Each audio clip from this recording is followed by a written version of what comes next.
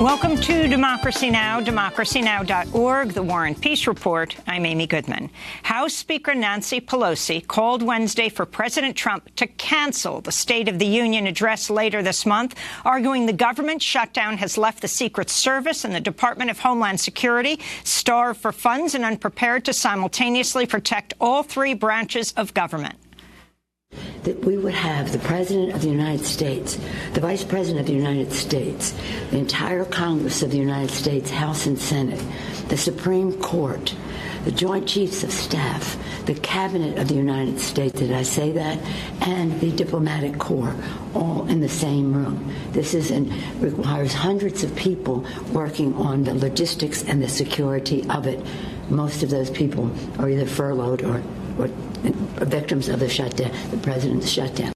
Speaker Pelosi said Trump should cancel the State of the Union, move it to a later date, or submit it in writing. Republicans dismissed Pelosi's warning as a political stunt. Meanwhile, the longest government shutdown in U.S. history, now in its 27th day, continues to punish more than 800,000 federal workers who've gone without a paycheck since December 22nd.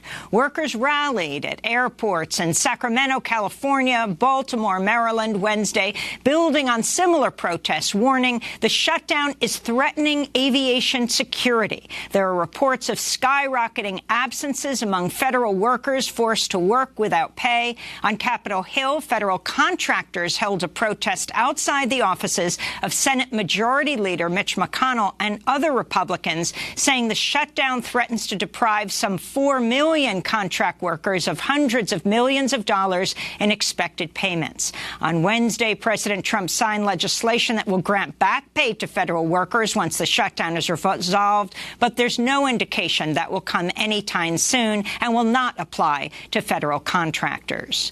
The Trump administration is planning a massive expansion of the Pentagon's anti-ballistic missile program on a scale not seen since President Reagan's Star Wars initiatives of the 1980s. Trump's expected to announce the plan during a scheduled stop at the Pentagon today. The planned announcement comes as the Trump administration withdrawing the United States from the landmark Intermediate-Range Nuclear Forces Treaty on Nuclear Arms signed with Russia in 1987. President Trump's nominee to lead the Environmental Protection Agency, former coal lobbyist Andrew Wheeler, told senators Wednesday he believes climate change is real but doesn't consider it the biggest crisis facing the planet. This is Andrew Wheeler being questioned by Vermont Independent Senator Bernie Sanders at the confirmation hearing. Mr. Wheeler, President Trump has indicated his belief that climate change is a hoax, perhaps perpetrated by the Chinese. Do you agree?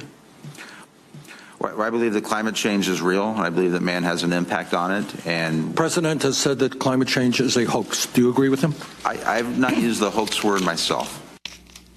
Wheeler has been the acting head of the EPA since Scott Pruitt resigned in July amidst an onslaught of financial and ethics scandals. Wheeler's a former lobbyist for Murray Energy, the nation's largest underground coal mining company. We'll have more on Wheeler after headlines.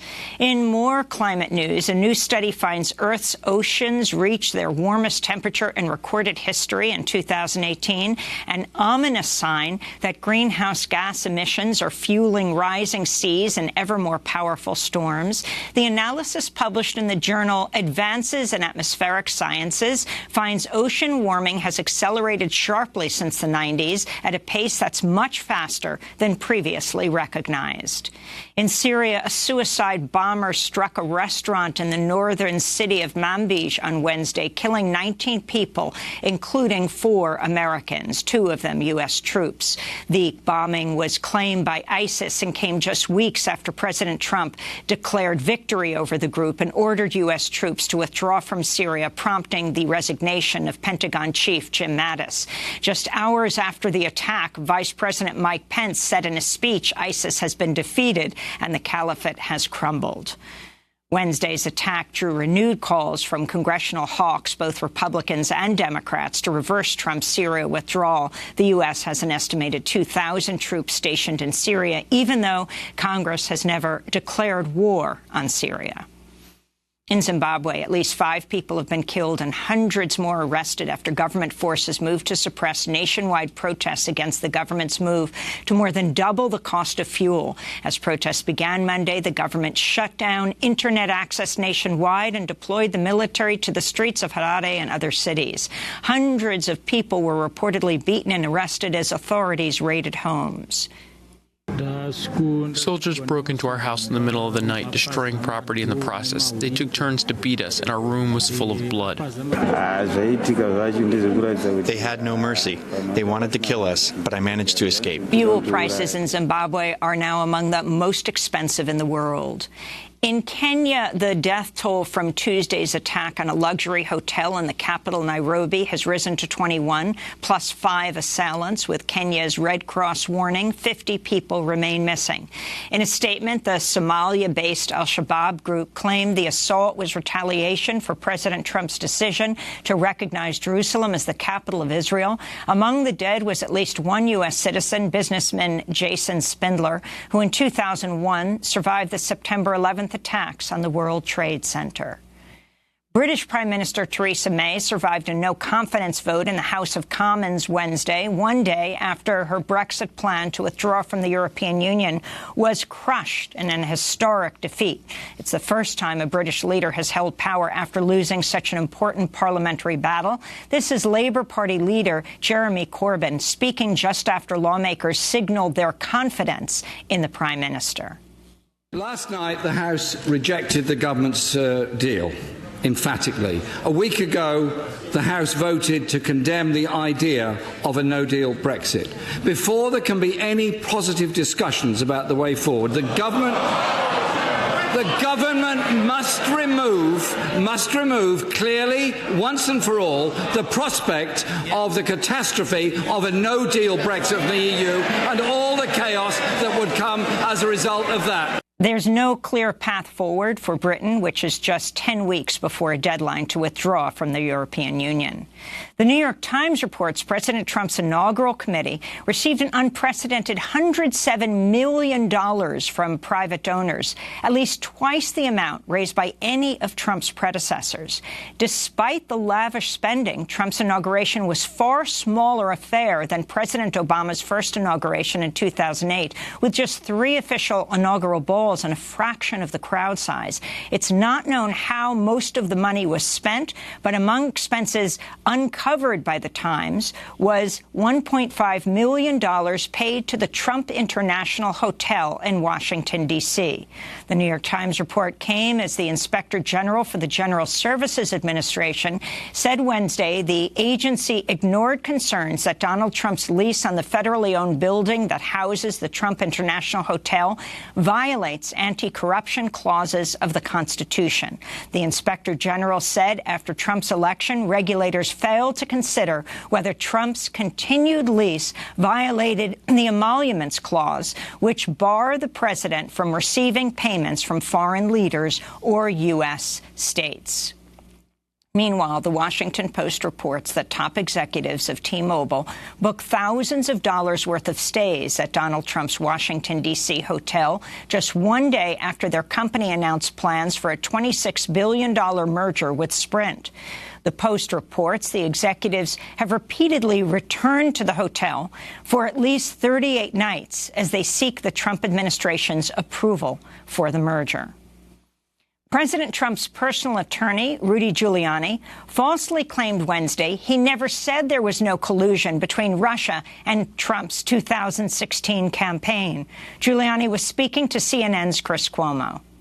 I never said there was no collusion between the campaign or between people in the campaign. Yes, I have no idea if I have not. I said the President of the United States. There is not a single bit of evidence the President of the United States committed the only crime you could commit here, conspired with the Russians to hack the DNC.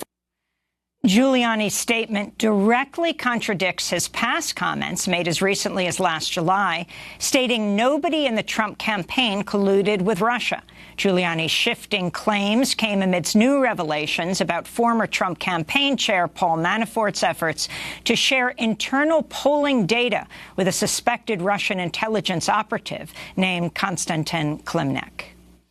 Michigan State University's interim president says he'll resign next week amidst a furor over his comments about survivors of former sports doctor Larry Nassar, who's been convicted of sexually abusing hundreds of women and girls. The interim president, former Michigan Governor John Engler, told the Detroit Free Press last week that women who were sexually assaulted by Nassar are in the spotlight and, quote, still enjoying that moment at times, you know, the awards and recognition, he said. The comments prompted Michigan state administrators and the Board of Trustees to demand Engler's resignation. His predecessor, Lou Anna Simon, will go on trial later this month, facing charges she lied to police as they investigated Dr. Nassar's crimes. She faces up to 4 years in prison. In Los Angeles, the union representing more than 31,000 teachers is set to resume bargaining today with the Los Angeles Unified School District as a strike by educators enters its 4th day. Teachers are demanding smaller class sizes, higher pay, the regulation of charter schools, and more nurses, counselors, and librarians. Elsewhere in New York State, police arrested 4 people Wednesday as they used tractors to block a road to the construction site of a massive gas-fired power plant. Although New York banned fracking in 2014, activists say the 1,100-megawatt plant in Wingdale would rely on imports of frack gas from other states. And on Wall Street, the investment giant BlackRock was forced to deny Wednesday it's taking bold action on climate change after the activist group, the Yes Men, sent reporters a hoax letter posing as BlackRock CEO Larry Fink.